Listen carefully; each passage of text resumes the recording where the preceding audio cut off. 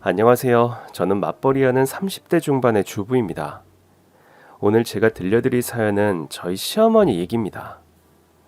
대부분 시댁하면 고부 갈등 얘기부터 나올 텐데 저는 완전히 그 반대입니다.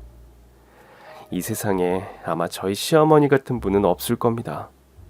저희 친정 부모님을 다시 살게 해준 감사한 분이시거든요. 저는 식품 공장을 운영하는 부모님 밑에서 경제적인 어려움 없이 잘 자랐습니다.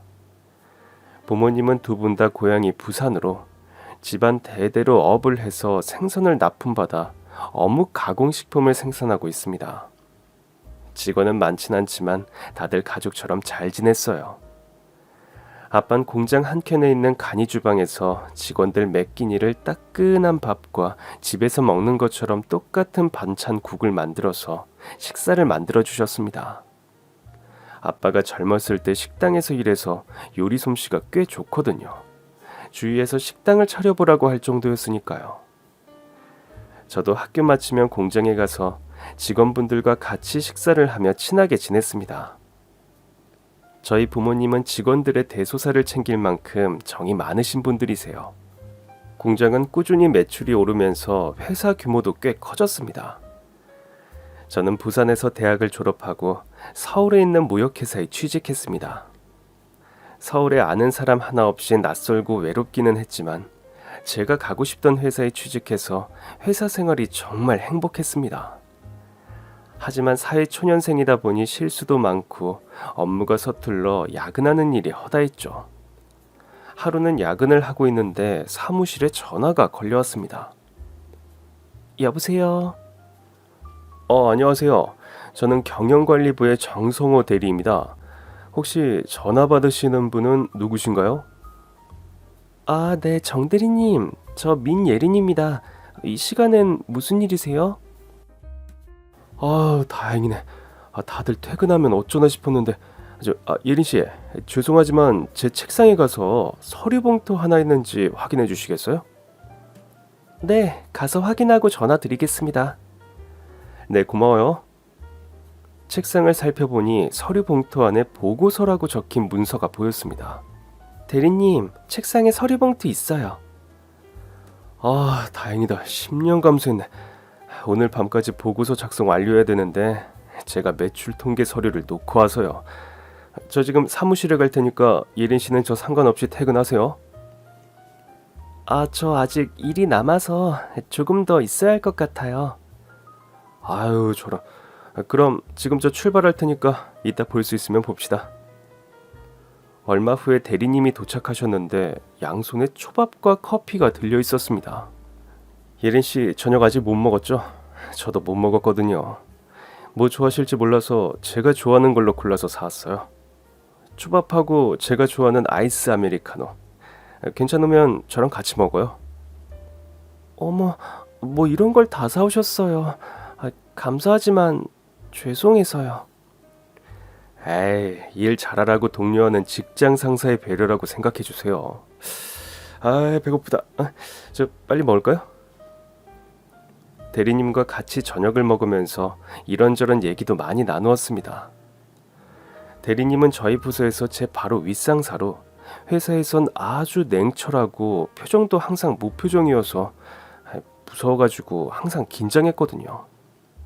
그런데 퇴근 시간 이후에 이렇게 다정한 모습을 보니 의아했습니다. 예린 씨, 지금 당황했죠? 이 사람은 회사에선 딱딱하고 잘 웃지도 않고 그러더니 지금 완전 다른 모습이네 하고 말이죠. 저도 잘 알아요. 근데 원래 이게 제 성격이에요. 농담하는 거 좋아하고 직원들과 맛있는 거 먹으러 가서 수다 떠는 것도 엄청 좋아하죠. 그렇게 전에 다니던 회사에선 마음씨 좋고 자상한 인기 좋은 직장 상사였죠. 그런데 직원들이 절 만만하게 보고 그중 한 직원이 자기가 승진하려고 절 모함했고 감사팀 조사가 있었죠. 다행히 그 직원이 일방적으로 꾸민 사기로 드러나서 강제 퇴사를 시켰죠. 근데 그 직원은 사적인 자리에서 저에게 형이라고 부를 정도로 정말 친했는데 그 배신감에 정말 힘들었었어요. 그 이후로 사람들이 겁나고 회사에선 그냥 내 마음 드러내지 말고 일만 하자. 그런 마음으로 사무적으로 사람들을 대했어요. 회사 내에서 개인적인 교류는 진짜 무의미하다는 생각이 들었었거든요. 그런 일이 있으셨군요. 많이 힘드셨겠어요. 그래도 전 오늘 대리님의 이런 모습을 다른 직원들도 알면 좋을 것 같아요. 이렇게 다정다감하고 따뜻하신 분이신데 저희가 겉모습만 보고 많이들 오해한 것 같아요. 그래요? 오늘 예린 씨 앞에서 제가 별소리를 다 하네요.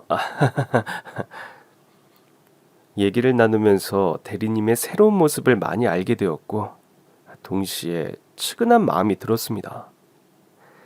그날 이후로 대리님은 정말 제 조언대로 출근할 때 환히 웃으며 경쾌하게 직원들에게 인사를 하고 결제 받을 때도 미소를 지어주었어요. 그리고 점심시간에도 예전엔 혼자 먹었었는데 이젠 직원들과 같이 먹고 커피도 사주시고 정말 달라지셨어요. 저 많이 달라졌죠? 예린 씨 말 듣고 제가 며칠을 곰곰이 생각해 봤거든요. 근데 역시 예린 씨 말이 맞는 것 같았어요. 신경 써줘서 정말 고마워요. 아니에요, 대리님. 대리님도 저 일 서툰 거 많이 가르쳐 주시고, 제가 잘못한 것도 다 대리님이 감수해 주시면서 저한테 얼마나 큰 힘이 되는데요. 저야말로 항상 감사합니다. 그 이후로 저희는 서로에게 호감을 느껴 연인 사이로 발전했고, 결국 결혼을 하기로 결심했습니다. 남편은 남동생이 한 명 있고 어머님과 살고 있었어요. 남편이 3살 때 아버님이 암투병하시다 돌아가시고 어머님이 여러 일을 하며 힘들게 형제를 키우셨다고 합니다. 상견례 날 부산에 계시는 친정 부모님이 올라오셔서 제가 공항으로 마중을 나갔습니다. 두 분 서울은 처음이죠? 맨날 공장에만 있다 보니 여행도 못 가고 이참에 서울 구경 실컷 하고 가세요. 그럼 우리 딸 덕에 이렇게 서울도 와보네. 오늘 우리가 잘 해야 될 텐데 실수해서 괜히 너 곤란하게 하면 안 되는데. 아빠 왜 그렇게 긴장하세요? 저희 시어머니 좋은 분이세요. 편하게 얘기하고 식사하고 가시면 돼요. 근데 오늘 아빠 엄청 근사하신데요? 양복 입은 모습 처음이에요. 오늘 뭐 입을지 며칠 전부터 고민하더니 이거 결혼할 때 샀던 양복인데 오늘 뜻깊은 자리라며 꺼내 입으셨어. 이 양복 입고 공장도 계약하고 너 태어나는 날도 이 양복 입었거든. 이거 입으면 일이 잘 풀렸잖아. 이 좋은 기운이 너한테도 가길 바란다면서 이렇게 오늘도 입고 오신 거야. 아빠도 참 이제 부모님 곁을 떠난다고 생각하니까 마음이 좀 이상해요. 아니, 왜 자꾸 눈물이 나지? 아유, 이 좋은 날 왜 눈물을 보여? 응? 아직 애기네 애기야. 부모님도 눈물을 억지로 참는 게 보였습니다. 제 차로 이동해 드디어 상견례장에 도착했습니다. 장인어른, 장모님, 멀리서 오시느라 고생 많으셨습니다. 아닐세, 자네랑 사부인 본다는 생각에 들떠가지고 어젯밤에 한숨도 못 잤어. 저도 두 분 이렇게 봐서 너무 좋습니다. 저희 어머님은 지금 오시는 중이신데 좀 늦을 것 같다고 먼저 식사하고 계시라고 하셨어요. 그래요. 엄마 아빠 시장하실 텐데 우리 먼저 밥부터 먹어요. 이곳은 최고급 한정식 집으로 시어머님이 직접 예약을 하셨습니다. 저도 사실 시어머님을 오늘 처음 뵙게 되어서 긴장되더라고요. 아무튼 저희는 우선 식사를 시작했어요. 최고급 한정식집답게 에피타이저부터 최고급 요리가 풀코스로 차려졌어요. 그리고 얼마 지나지 않아 시어머님이 들어오셨습니다.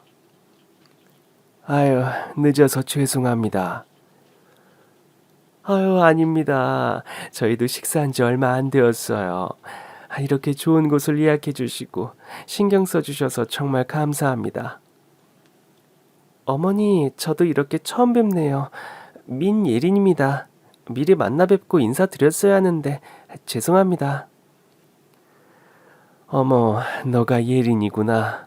내가 매번 바빠서 약속 날짜를 못 잡아서 그런 거지. 아휴, 한사돈을 닮아서 그런지 참 참하게 생겼네. 그리고 아니, 근데 이상하게 시어머님이 아버지 얼굴을 보고 표정이 굳으면서 눈빛이 흔들리는 게 느껴졌습니다. 그리고 아버지도 시어머니를 보는 순간 표정이 굳더라고요.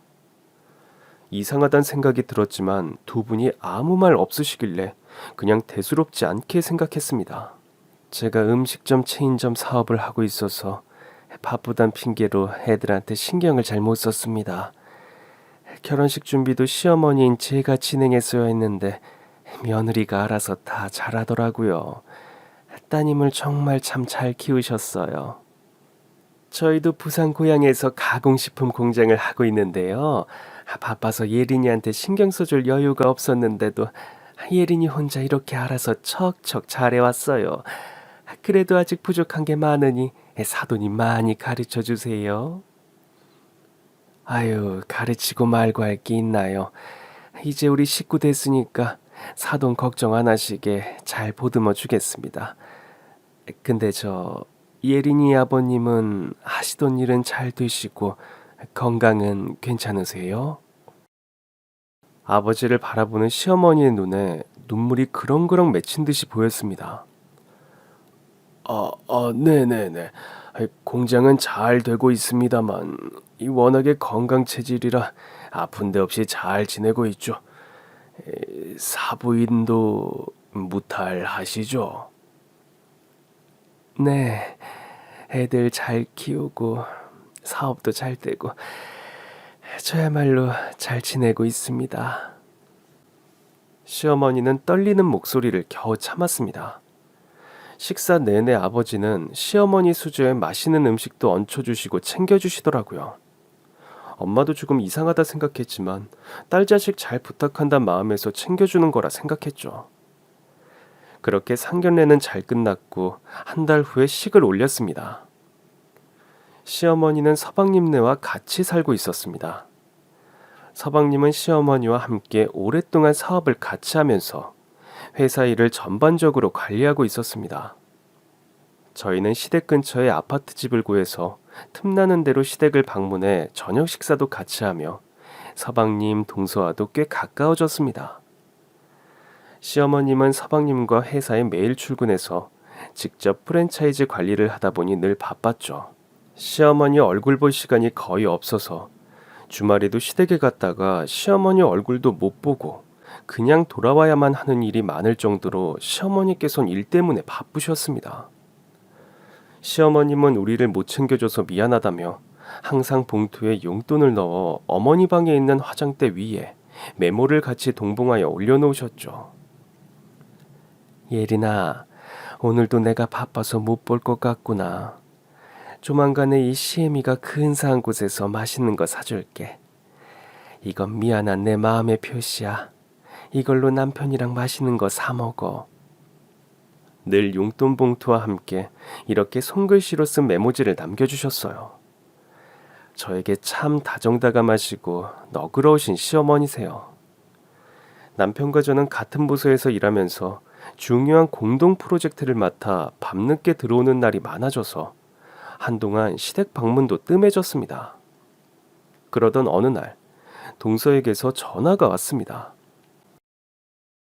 형님, 요즘 많이 바쁘시죠?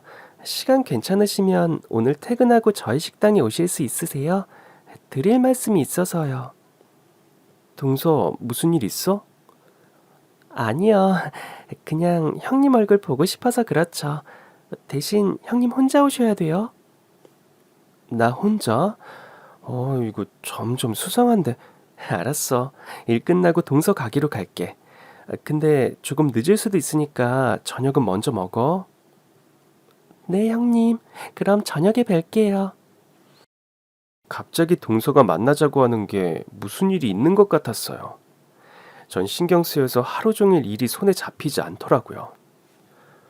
오늘은 당신 혼자 퇴근해야겠어. 나 약속이 있어. 그래? 오늘 모처럼 당신 고기 사주려고 했는데 내가 한 발 늦었네. 알았어. 편하게 만나고 와. 동서 말대로 남편을 보내고 혼자 동서 가게로 갔습니다. 형님 오셨어요? 우선 시장하실 텐데 저기 식사 차려놨으니까 얼른 식사부터 하세요. 제가 소고기 제일 좋은 걸로 준비해놨으니까 많이 드세요. 알았어. 나 숨 좀 돌리고. 근데 뭘 이렇게 많이 차렸어? 이 비싼 소고기를 겁도 없이 이렇게 막 퍼주면 어떡해? 응? 그러게요. 형님 요즘 계속 일 때문에 힘드셔서 영양 보충 좀 시켜드리려고요. 아휴, 우리 동서밖에 없다. 그래, 많이 먹을게. 그나저나 할 얘기라는 게 뭐야? 그게요.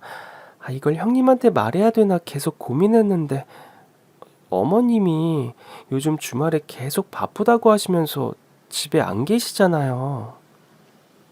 그렇지. 그래서 집에 갔다가 어머님 못 뵙고 그냥 온 적이 한두 번이 아니었지. 저기 근데 어머니 주말마다 부산에 가세요. 부산에? 거기 체인점 일 보러 가시는 건가? 누구 아시는 분이 계시나 보네.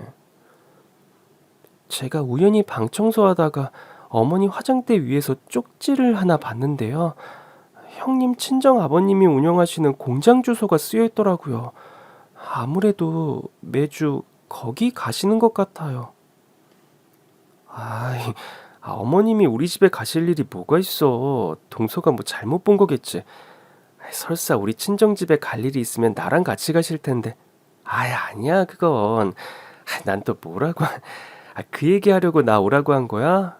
난 또 심각한 일인가 싶어서 잔뜩 긴장했네. 그런가? 죄송해요. 제가 좀 오버했나 봐요. 형님한테 괜한 소리 했네. 죄송해요. 아니야. 덕분에 오늘 고기 실컷 먹고 가잖아. 전 동서 앞에선 아무렇지 않은 듯이 행동했지만 뭔가 느낌이 쎄했습니다. 상견례 때 저희 아버지와 시어머니 사이에 흐르는 묘한 기류와 그날 돌아오는 길에 시어머니가 제게 아버지 연락처와 공장 주소를 물었거든요. 어머니와 아버지가 예전에 아는 사이인가? 그럼 왜 우리한테 말씀을 안 하셨지? 전 집에 오자마자 엄마한테 전화를 걸었습니다. 엄마, 집에 별일 없지? 그럼 우리야 별일 없지. 넌 시어머니 자주 뵙고 잘하고 있지?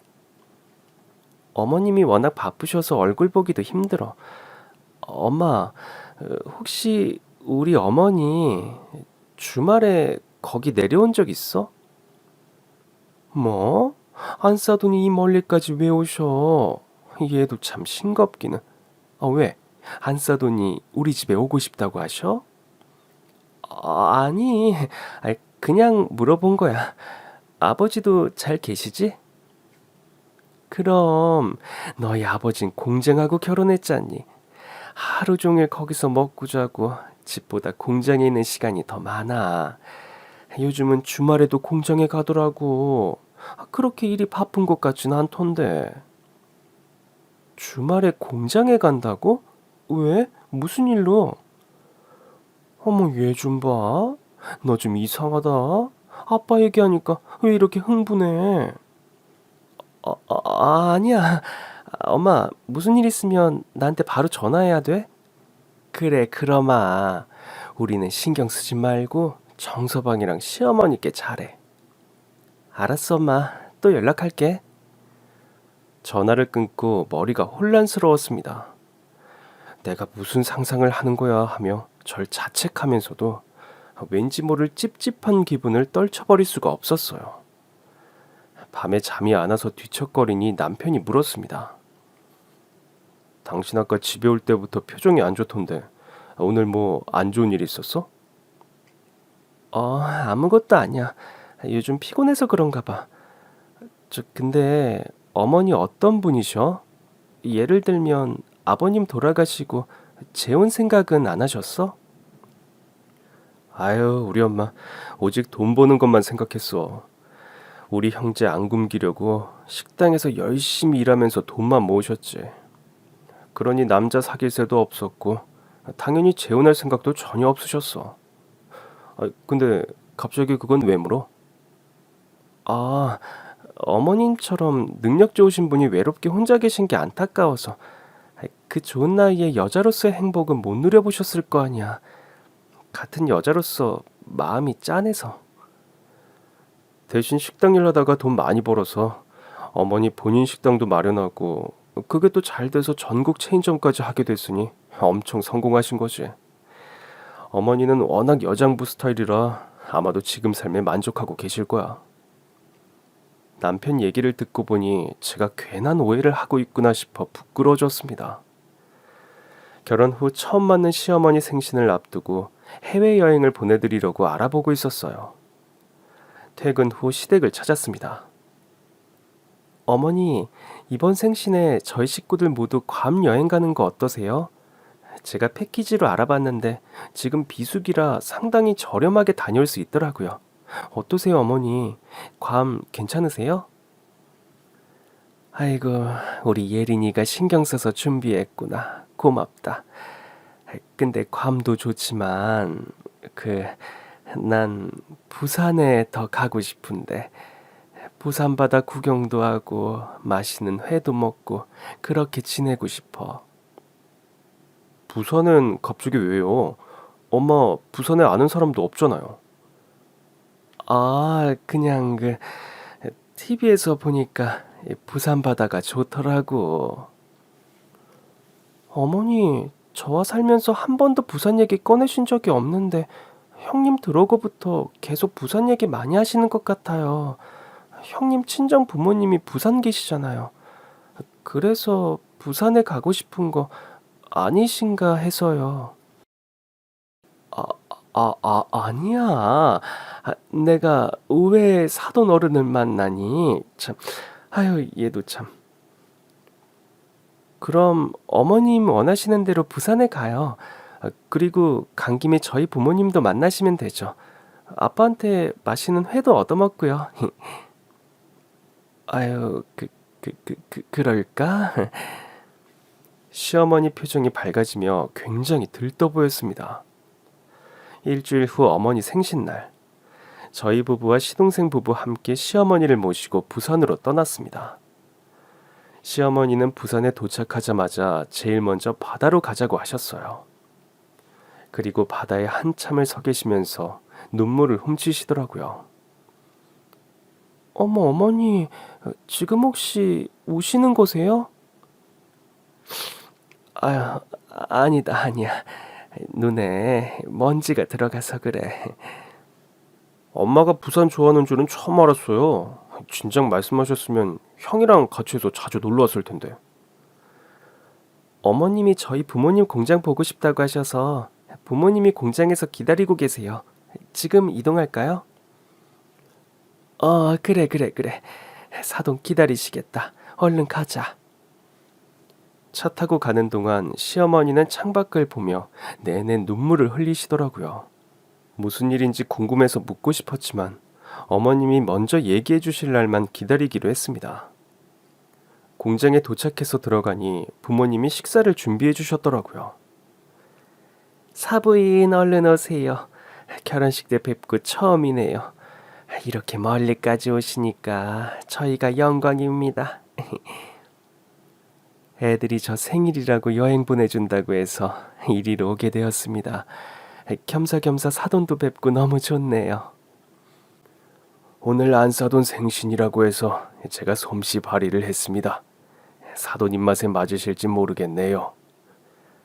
어머, 이 많은 요리를 사돈이 직접 만드셨다고요? 요리 솜씨가 정말 대단하시네요. 감사히 잘 먹겠습니다. 저희 아빠 원래 요리사여서 음식 엄청 잘하세요. 어머니께서 해산물 좋아하신다고 하셔서 부산 바다에서 갓 잡아올린 신선한 해물로 다 준비하셨대요. 아유, 그래. 오늘 몸보신 실컷 하고 가겠다. 자, 너희들도 많이 먹어라. 아이고, 성우야. 내가 트렁크에 뭐 넣고 안 가져왔네. 트렁크에 있는 것들 들어서 가져다 주겠니? 트렁크에요? 네, 제가 가져올게요. 남편은 트렁크를 열고 깜짝 놀랐습니다.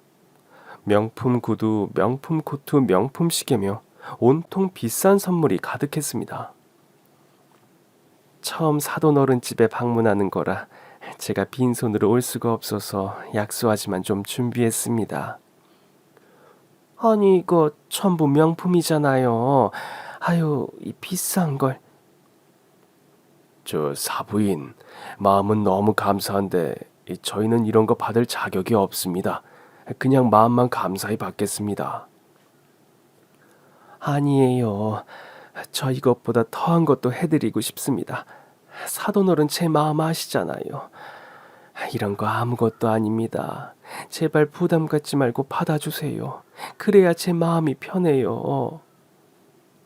시어머니가 눈물까지 글썽이며 간곡하게 부탁하셔서 저희 부모님은 선물을 거절하지 못하고 받았습니다. 그렇게 한참을 얘기하다 보니 어느새 밤이 깊었습니다.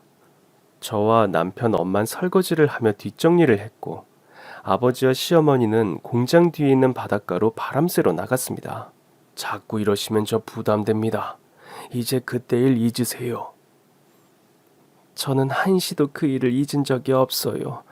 제가 그동안 정식 씨를 얼마나 찾았는데요. 그리고 그날 상견례 식장에서 정식 씨 보자마자 얼마나 반가웠는데요. 저도 그날 출례 씨 보고 깜짝 놀랐습니다. 잘 지내고 계신 모습 보니까 정말 좋았어요. 이때 쓰레기를 버리러 가던 엄마가 두 사람의 얘기를 듣게 되었습니다. 엄만 두 사람이 예전에 사귄 사이인 걸로 알고 충격을 받아 그 자리에 풀썩 주저앉았습니다. 그렇게 시어머니 생신기념 부산 여행을 잘 마치고 다시 일상으로 돌아왔습니다. 하루는 회사 장부를 관리하는 서방님이 엄마, 요즘 왜 이렇게 돈을 많이 써요? 보니까 다 부산은행으로 송금됐는데 혹시 거래처인가요?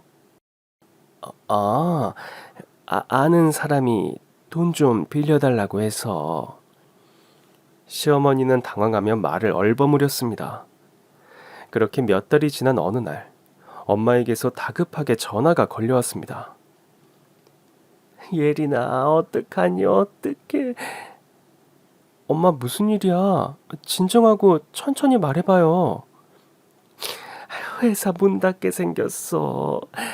경리 부장이 회사 돈을 횡령해 도망갔어. 뭐? 그게 무슨 말이야? 경리 부장이면 아빠 회사에 20년 넘게 근무해서 아빠가 제일 신이 많은 사람인데 돈을 들고 도망갔다고? 말도 안 돼. 아빠나 나도 처음엔 안 믿었지. 근데 몇 년 동안 계획적으로 준비했더라고. 부장 책상에 그동안 조금씩 빼돌린 돈 장부가 있던데 총 합쳐서 100억이더라고. 100억? 경찰에 신고는 했어?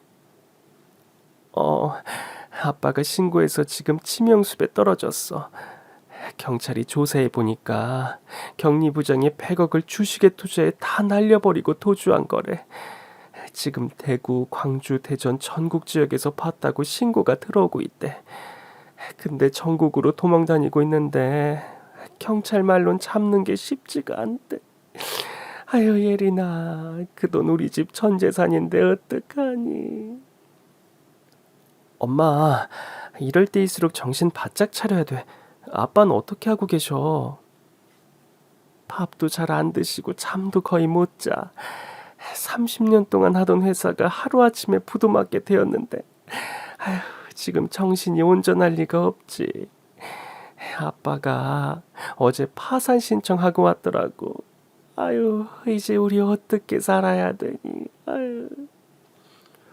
엄마, 지금 내가 내려갈 테니까 아빠랑 식사 잘하시고 마음 단단히 먹고 있어. 전화를 끊고 저는 팀장님께 사정 얘기를 하고 며칠 연차를 냈습니다. 여보, 방금 엄마한테서 전화 받았는데 아빠 회사가 지금 파산하게 됐대. 뭐? 잘 되던 공장이 갑자기 그게 무슨 말이야? 회사 직원이 100억을 횡령해 도망가서 지금 경찰에서 지명수배 내려서 찾고 있는데 쉽지 않나 봐. 그 돈이 부모님의 전 재산인데 결국 아빠가 파산 신청했대. 와, 어떻게 이런 일이. 아주 어떻게 해서든 그 자식 잡아가지고 돈 다 받아내야지. 아마 잡아봤자 돈은 받을 수 없을 거야. 주식으로 다 날렸대. 돈 받을 희망이 사라지자 아빠가 결국 파산 신청한 거고. 여보, 저 빨리 지금 가야 될 것 같으니까 저 휴가 신청 좀 할게요. 지금 프로젝트 정말 급한 일인데 내가 빠져서 팀장님하고 당신한테 너무 미안해. 일 거의 다 끝난 상태라 내가 팀장님과 잘 마무리하면 되니까 아무 걱정 말고 내려가서 장인어른 장모님 잘 보살펴드려. 식사도 꼭 잘 챙겨드리고. 그래요, 고마워. 내려가서 연락할게. 전 곧바로 부산으로 내려가서 부모님을 만났습니다. 두 분 다 며칠 동안 밥도 못 먹었는지 얼굴이 퀭한 채 기력이 없었어요. 속상하게 두 분 다 얼굴이 왜 이렇게 됐어요? 예린아, 바쁜데 뭐하러 왔어? 아휴, 너한테 못 볼 걸 보여줘서 내가 정말 미안하다. 아빠가 얼마나 힘드신 줄 알아요. 제일 믿었던 사람한테 배신당하니 얼마나 괴롭겠어요. 이렇게 아빠가 망가지신다고 그 일이 없던 일이 되는 것도 아니니까 이렇게 계속 주저앉아 있어봤자 아무것도 달라지질 않잖아요. 그러니까 엄마 아빠 몸부터 챙기세요. 저는 얼른 죽을 끓여서 식사부터 차렸습니다. 안 드신다는 걸 억지로 드시게 했더니 그래도 한 그릇을 다 비우셨어요. 다음날 아버지는 아침 일찍부터 집을 나서서 격리부장 지인들을 찾아다녔습니다. 혹시나 그 나쁜 놈한테 연락이 오진 않았나 다 확인하러 다녔어요. 그리고 거의 매일 격리부장 집을 찾았습니다. 이제 사장님 오셨어요? 그래, 동철아. 너네 형 연락 온 거 없니? 네, 전화 한 통이 없네요. 아휴, 이 인간 대체 어디 있는 거야? 사장님 별 면목이 없습니다. 저희 형제 결혼할 때 전세방 구하는데 보태라고 큰 돈도 주시고 저희 어머니 병원비도 주셨는데 형이 그렇게 사장님을 배신할 줄은 정말 몰랐어요. 그 자식 진짜 인간도 아니에요. 어머니도 버린 자식이라면서 다시는 안 보겠다고 하세요. 저도 지금 형 있을 만한 곳 백방으로 알아보고 있어요. 제가 꼭 그 인간 잡아가지고 사장님 앞에 무릎 꿇고 빌게 하겠습니다. 아이고, 어머니가 충격 많이 받으셨겠네. 어머니 심장도 안 좋으신데 너가 잘 챙겨드려. 사장님, 지금 이 판국에 저희 집 걱정해 주시는 거예요? 아, 진짜 너무 죄송합니다. 사장님 몸부터 잘 챙기세요. 이러다 큰일 나세요. 신경 써줘서 고맙다. 어쨌거나 강 부장 연락 오면 나한테 꼭 전화 줘. 전 우선 경찰서로 갔습니다. 전 이번에 100억 횡령 사건 피해자인 민정식 씨의 딸인데요. 지금 사건 어떻게 진행되고 있나요? 네, 안녕하세요. 저희도 전국으로 수사망을 넓혀서 조사하고 있는데 워낙 주도 면밀해서 꼬리를 잡기가 쉽지 않네요. 보니까 다 현찰로 돈을 인출해서 현금을 사용하니까 카드 내역이 없어서 추적하는 것도 쉽지 않습니다. 도주하다 보면 모텔, 식당을 이용할 텐데 일부러 현금만 쓰는 거죠. 그리고 휴대폰은 사건 당일날 바꿔버려서 저희도 수사하는데 애로가 많습니다. 물론 힘드신 거 알지만 좀 더 부탁드립니다. 저희 부모님이 평생 일군 전 재산이에요. 꼭 좀 잡아주세요. 그리고 그날 저녁, 전 부모님께 같이 서울로 가자고 말씀드렸습니다. 두 분 저희 집에 오셔서 당분간만이라도 같이 지내시는 건 어떠세요? 저 이대로 서울 못 갈 것 같아서 그래요. 그렇다고 제가 휴가 계속 내서 내려올 수 있는 사정이 아니거든요. 정서방도 두 분 걱정 많이 하면서 잘 챙겨드리라고 했어요. 그리고 경찰서에 오늘 다녀왔는데 그 사람 잡는데 꽤 시간이 걸릴 것 같대요. 그러니까 여기 있으면 그 일만 계속 생각날 테니까 서울에 잠시 오셔서 기력 찾으셨으면 좋겠어요. 제가 불안해서 더 이상 안 되겠다고요. 난 우리 딸 신경 쓰이게 하고 싶지 않아. 엄마 아빠 일이니까 우리가 해결해야지. 너희들까지 힘들게 할 수 없어. 여보, 난 당신 매일 강 부장 집 찾아가는 것도 좀 안 좋아 보이고, 당신이 내 눈앞에 잠시도 안 보이면 나 불안하고 걱정이 돼요. 그러니까 우리 당분간 예린이 말대로 예린이 집에 가서 같이 지냅시다. 응? 그렇게 해요. 부모가 돼서 어떻게 자식 신세를 져? 그럴 거면 당신 혼자 서울 가. 난 절대 부산 안 떠날 테니까. 아휴, 왜 화를 내고 그래요? 이제 예린아, 네 아빠 고집 알지? 안 간다면 절대 안 갈 사람이야. 자, 알았어요, 여보. 나 가자고 안 할 테니까 좀 진정 좀 하세요. 알았어요. 대신 저 매일 전화할 테니까 전화 잘 받으셔야 해요. 그래, 예린아. 신경 쓰지 말고 회사 일 잘하고 정서방 잘 챙겨. 난 우리 딸 행복한 것만 바란다. 전 회사 일이 바빠서 어쩔 수 없이 서울로 올라야만 했습니다. 남편에게 시어머니께는 우리 친정일 말하지 말라고 당부했죠. 사업 때문에 바쁘신데 저희 친정일로 신경 쓰이게 하고 싶지 않았거든요. 그렇게 일주일 후 늦은 밤 엄마한테서 다급하게 전화가 왔습니다. 엄마, 이 시간에 무슨 일이야? 예린아, 지금 집에 좀 올 수 있니? 근데 왜 그래? 무슨 일 있어? 아빠가 좀 아파. 뭐? 어디가 어떻게? 무슨 일 있었던 건데? 아빠가 글쎄 차 안에서 번개땀 피워가지고 스스로 세상을 떠나려고 했어. 다행히 창문 틈이 조금 열려서 목숨은 건졌는데 지금 응급실에 있는데 의식이 없어. 엄마 진정해. 우리 아빠 아무 일 없을 거야. 내가 지금 바로 내려갈 테니까 엄마 따뜻한 차 한 잔 마시면서 마음 가라앉히고 있어. 병원 주소 문자로 빨리 보내줘. 그래, 알았어. 조심히 와. 전 남편에게 아빠가 다치셨다고만 하고 저 혼자 부산으로 갔습니다. 내일 프로젝트 발표 날이라 중요한 날이거든요. 차를 타고 가는 내내 눈물이 앞을 가렸습니다. 아버지는 아무 일 없을 거라고 안심시키며 절 서울로 보내놓고 어떻게 스스로 세상을 떠나려고 했는지 그게 너무 속상하고 괴로워서 눈물이 멈추질 않았습니다. 부산에 도착해 급하게 응급실에 가보니 병원 복도에서 익숙한 목소리들이 들렸습니다. 그 목소리는 바로 시어머니와 동서였습니다. 둘은 뭔가 비밀 대화를 나누고 있었고 그 순간 엄마가 뒤에서 제 입을 틀어막았습니다. 엄마, 지금 이게 어떻게 된 일이야?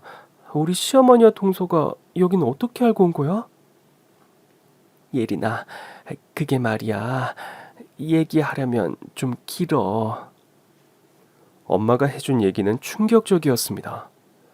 예전에 시어머니와 부산에 왔을 때 시어머니와 아버지가 얘기하는 걸 듣고 이상한 생각이 들어서 엄만 아버지에게 물었습니다. 여보, 나 아까 두 사람 얘기하는 거 다 들었어요. 그날의 일을 잊을 수 없다고 하고 안사도는 당신을 찾아다녔다고 하던데 이게 다 무슨 소리예요? 두 사람 혹시 연인 사이였어요? 뭐라고? 아유, 이 당신이 생각하는 그런 거 아니야. 한 20년 전쯤에 이 새벽에 고깃배에서 선적해온 고기 가지러 가던 중에 한 여자가 포대기에 갓난 아이는 없고 서너 살 되는 아이는 손에 잡고 바다로 들어가려고 하고 있었어. 그 순간 난 위험을 직감하고 거기서 당장 나오라고 소리를 질렀지. 그런데도 그 여인이 계속 바닷속으로 들어가더라고. 그렇게 발이 안 닿는 곳까지 들어가서 허우적대고 있었고 난 빨리 헤엄쳐 가서 아이들이랑 그 여자를 구했어. 얘기를 듣자 보니 여자는 남편이 암투병하다 먼저 세상을 떠나 살아갈 희망이 없어서 아이들과 세상을 등지려고 바닷속으로 들어간 거였더라고. 보니까 행색이 초라했고 며칠을 굶었다고 하더라고. 그동안 남편 병원비로 수천만 원이 들어가 빚독촉에 시달리고 집엔 전기 수도도 끊기고 쌀 살 돈도 없이 힘들게 지내다가 남편 살았을 때 놀러 온 적이 있는 부산 바다가 생각나서 이렇게 자기 자식들 데리고 온 거라 하더라고. 그래서 난 우선 공장으로 데려가서 밥을 해서 먹이고 많은 얘기를 나눴지. 그리고 난 어떻게든 그들이 다시 살아갈 수 있게 도와줘야겠다는 생각이 들었어. 그래서 당신한테 말은 못했는데 내가 작은 가게라도 마련해서 살아가라고 돈을 드렸지. 애기 엄만 절대 안 받겠다고 했지만 내가 정 그러면 꼭 성공해서 나중에 갚으라고 했어. 그래야 받을 것 같았거든. 그리고 그 후에 애기 엄마는 식당을 계약했다고 한번 연락이 왔었지. 하지만 그 후에 나도 사는 게 바쁘다 보니 연락이 끊겼었고. 그러다 예린이 상견례 때 만난 사돈이 바로 그 애기 엄마였던 거야. 보자마자 눈물이 빙 돌더라고. 그 상황에서 아는 체도 할 수 없고 사돈도 눈물이 그렁그렁 맺히면서 날 쳐다보던데 이렇게 잘 살고 있는 모습을 보니까 내가 마음이 흐뭇하더라고. 그 후에 당신이나 예린이한테 말 못한 건 사돈 자신이 아이들과 함께 세상을 등지려 했다는 걸 자식들이 알면 마음이 엄청 아플 거라고. 그래서 비밀로 해달라고 당부하셨어.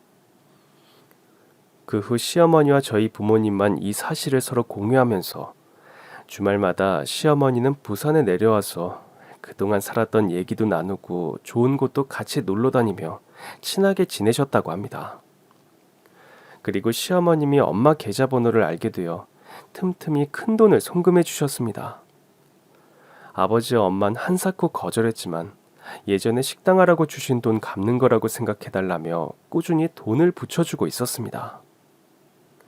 시어머니에겐 생명의 은인인 저희 아버지가 그 옛날 시어머님이 그랬던 것처럼 생을 마감하려고 했단 얘기를 듣고 놀라서 그렇게 시어머니는 동서에게 운전을 부탁해 부랴부랴 같이 내려왔던 겁니다.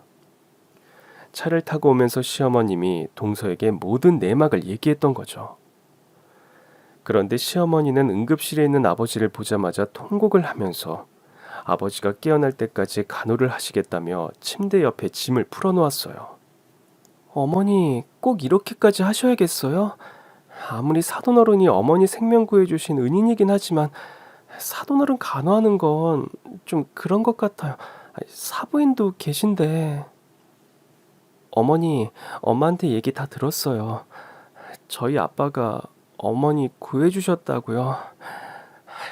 그런데 정작 아빠는 왜 세상을 떠나려고. 어머니, 우리 아빠 어떡해요? 예린아, 마음 굳게 먹어. 사돈어른 아무 일도 없을 거야. 그리고 사부인도 몸 추스르세요.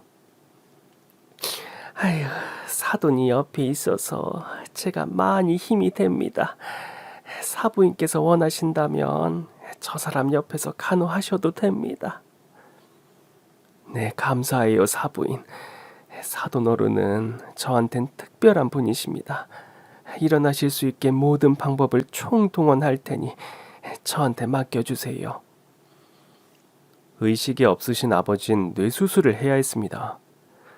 시어머니는 국내 최고의 의사에게 수술을 맡겨서 수술은 성공적으로 잘 끝났습니다.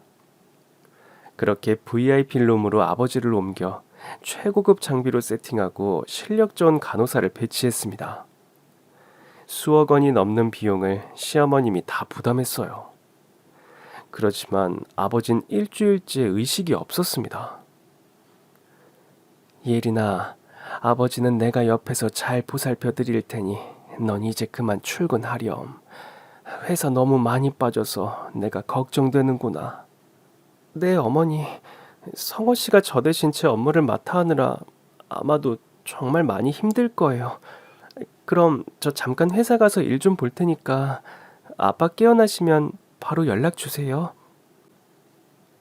그래, 예린아. 나랑 사부인이 옆에 있으니까 아무 걱정하지 말고 올라가. 네, 아빠, 저 잠깐 서울 갔다 올게요. 얼른 기운 차리세요. 전 발걸음이 떨어지지 않았지만 회사 일 때문에 서울로 올라와야만 했습니다. 사돈, 어제 한숨도 못 주무셨는데 집에 가서 눈 좀 붙이고 오세요. 제가 사돈 옆에 잘 있겠습니다. 아이고, 이 사돈께 너무 죄송해서 제가 뭐라고 감사의 말씀을 전해야 할지 모르겠어요. 별 말씀을요. 우리 사돈 빨리 일어나시길 함께 기도합시다. 시어머니는 회사 일도 다 내팽개치고 아버지 옆에서 잠시도 자리를 떠나지 않고 간호를 하셨어요. 그리고 늦은 어느 날 밤 아버지의 손가락이 움직이면서 깨어나셨습니다. 아니, 여기가 어딥니까? 아유, 사돈, 정신이 드세요? 저 알아보시겠어요? 어머니는 의식이 돌아오신 아버지의 손을 잡고 통곡을 하셨습니다. 아유, 사돈, 이렇게 깨어나셔서 정말 감사합니다. 어머니의 연락을 받고 저와 남편은 병원으로 갔습니다. 전 아무 말 없이 아빠 가슴에 파묻혀 한참을 울었습니다. 그리고 아빠는 아무 말 없이 제 머리를 쓰다듬어 주셨어요. 그동안 제가 신경 못 써드려서 너무 죄송합니다, 아버님. 이렇게 힘드신 줄도 모르고. 아니야. 다 내가 못나서 그런 거지. 신경 쓰지 마. 당신 이렇게 깨어난 거 다 사돈 덕분이야. 우리나라에서 최고 실력 좋은 의사분 큰돈 주고 모시고 와서 이렇게 좋은 수술 받게 하고 최고급 시설에서 치료 잘 받아서 이렇게 빨리 회복된 거라고. 사돈이 당신 살린 거야. 아유, 그랬군요. 제가 뭐라고 이렇게까지.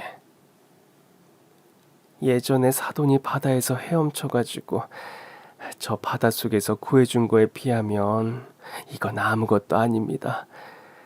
이제 아무 걱정 마시고 빨리 건강 회복에만 신경 쓰세요. 아버진 며칠 후 몸이 많이 좋아지셔서 퇴원을 하셨습니다. 하지만 집으로 돌아왔을 땐 다시 끔찍한 현실을 직면해야만 했습니다. 공장은 문을 닫고 집도 경매로 넘어간 상태였습니다. 부모님은 저와 시어머니한테 부담 줄 수 없다고 이런 힘든 상황 얘기를 전혀 안 하셨던 거죠. 부모님은 방 한 칸짜리 월세방을 구해서 생활을 시작했습니다. 아버지는 수산시장에서 집 나르는 일을 하며 돈을 벌었고요. 그러던 어느 날 격리부장의 남동생에게서 급한 전화가 왔습니다. 사장님, 형한테서 전화가 왔습니다. 형이 사장님 뵙고 싶다고. 두 분이서 잘 가던 포장마차가 있다고. 거기서 오늘 밤 9시에 뵙자고 했어요. 형 말론 소주 한 잔 사달란다고 전해달랬습니다. 아이고, 이제야 전화 왔구나. 정말 다행이다. 지금이라도 연락 줘서 고맙다. 알겠네. 내 밤 9시에 그쪽으로 가 있겠어. 약속 시간이 되어 포장마차에 가니 격리부장이 먼저 와서 기다리고 있었습니다. 아버지를 보자마자 고개를 푹 숙인 채 흐느끼며 울기 시작했습니다. 사장님, 제가 정말 죄송합니다. 강 부장, 아니, 봉서가 돈이 필요하면 나한테 말을 하지. 왜 그렇게 감당 못할 일을 벌인 거야? 사장님이 저희 가족한테 얼마나 잘했는데 제가 잠시 미쳤었나 봅니다. 돈에 눈이 멀어가지고 앞에 뵈는 게 없었어요. 저희 인간 자식 아닙니다. 아니야, 아니야, 아니야. 울지 마, 울지 마. 그만 울어. 자, 이렇게라도 와줘서 정말 고맙네. 자, 다 털고 소주 한 잔해. 저 오늘 마지막으로 이 사장님 따라주시는 소주 한 잔 꼭 마시고 싶었습니다. 저 자수하겠습니다. 사장님 배신한 죄 정당하게 벌 받겠습니다. 그래, 잘 생각해서 봉서가. 난 내 돈 100억 잃은 것보다 사실 친동생처럼 생각하던 너한테 배신당했던 게 너무 화가 났고, 그리고 동시에 너무 괴로웠었어. 그런데 그게 아니었다는 걸 오늘 확인한 것만으로도 난 정말로 고맙다. 이제야 내 마음이 편해졌어. 다음날 격리부장은 자수했고 뉴스에 보도되었습니다. 뉴스를 통해 소식을 알게 되어 저와 시어머니는 부랴부랴 부산 부모님 집으로 갔습니다. 그런데 그곳엔 다른 사람이 살고 있었어요. 엄마한테 전화해서 새로 이사간 집을 찾아갔고 집을 보는 순간 눈물이 왈칵 쏟아졌습니다. 공장도 집도 다 넘어갔으면 나한테 전화를 했어야지. 이 좁은 집에서 어떻게 그동안 살았어? 사돈, 너무 섭섭하네요. 사부인과 사돈 어른을 친형제처럼 생각했는데 저한테 연락 안 한 건 절 남이라고 생각한 거 아닌가요? 아유, 사부인 그게 아닙니다. 제가 염치가 있지. 이 병원비로 수억을 쓰셨는데 집 경매로 넘어간 거 아시면 사부인이 또 도와주실 거 아닙니까? 저 그렇게까지 하고 싶진 않았습니다. 저 아직 쌩쌩해서 일해서 돈 벌 수 있는데 사부인께 더 이상 신세질 수 없어요. 너무 완강하게 시어머니의 도움을 거절해서 어머니도 어쩔 수 없이 그냥 서울로 올라와야만 했습니다. 어머니, 아직 아빠 몸도 다 회복이 안 됐는데 저렇게 힘든 일 하시면 다시 쓰러지실지도 몰라요. 저 너무 걱정돼요. 예린아, 나한테 방법이 있다. 그러니 너무 걱정하지 마. 시어머니는 부산 체인점을 운영하고 있는 사장한테 아버지를 찾아가라고 했습니다. 아버지가 일하는 수산시장에 가서 지금 식당 요리사를 급하게 구한다고 하며 페이도 최고 수준으로 맞춰준다고 말해서 아버지가 그 가게에서 일하고 싶다고 자원을 하게 만든 거죠. 그렇게 사장님은 아버지를 요리사로 고용했고 아버지는 요리 실력을 유감없이 발휘했습니다. 일한 지 한 달 만에 아버지의 손맛이 주변에 꽤 알려져서 단골도 많이 생기고 동시에 장사도 엄청 잘 되기 시작했습니다. 그리고 어느 날 그 식당으로 시어머니가 찾아왔습니다. 아니 사돈, 여기 어떻게 오셨습니까? 저 애들한테도 말 안 하고 제가 여기서 일하는 거 아무도 모르는데요. 죄송합니다. 사실은 저 사돈 속였어요. 사돈이 제 도움을 완강하게 거부하셔서 저희 회사 체인점 운영하시는 사장님께 부탁드려 이렇게 사돈을 요리사로 고용한 거예요. 사돈이 요리 실력이 좋으셔서 이 식당을 운영하시면 좋을 것 같았거든요. 그리고 이 식당 사실 제가 운영하는 체인점입니다. 그리고 사돈께서는 원래 이 가게 요리사가 아니고 사장님이셨어요. 한 달 동안만 저분께서 사장 역할을 대신 한 거였고요. 아니, 어떻게 이런 일이... 전 전혀 몰랐어요. 제가 오죽했으면 이렇게까지 했을까요? 사돈, 이제 제 성의 거절하지 마시고 이 식당 잘 운영해 주세요. 제가 이렇게 부탁드리겠습니다. 아유, 이 사돈, 이 은혜 어떻게 갚아야 할지. 아유, 제가 정말 진심으로 감사합니다. 사부인과 오래오래 식당 잘 운영하시는 게 저한테 진 빚 갚는 겁니다. 그렇게 아빠와 엄마는 시어머니에 대한 고마움으로 열심히 식당을 운영해 대박집이 되었습니다. 식당 규모가 커지자 예전에 공장에서 같이 일했던 직원들에게 연락해 많은 월급을 주며 고용했고요. 그뿐 아니라 아버지는 여유가 되실 때마다 보육원과 양로원 시설에 고정적으로 기부를 했고, 일주일에 한 번씩 식당에서 노숙자를 위한 무료 급식소도 운영했습니다. 그리고 돈이 없어 대학 진학을 못하는 어려운 청소년을 위해 장학재단을 설립하였고, 동시에 장학금 지원 사업도 하고 있습니다. 시어머니는 사업을 서방님에게 물려주고 한 번씩 부산에 바람 쐬러 내려와 부모님 식당에 들려서 세 분이서 맛있는 것도 드시고 바다 구경도 하며 친구처럼 친하게 지내세요. 그리고 남편은 본부장, 저는 부장으로 승진해서 저희 부부는 여전히 같은 회사, 같은 부서에서 일하고 있습니다. 전 세 분의 훌륭하신 부모님이 계셔서 정말 행복합니다. 앞으로도 저희 가족 모두 지금처럼 행복하게 지낼 수 있다면 정말 좋겠습니다. 그럼 지금까지 제 긴 사연 들어주셔서 정말 감사합니다. 오늘도 행복한 하루 되세요.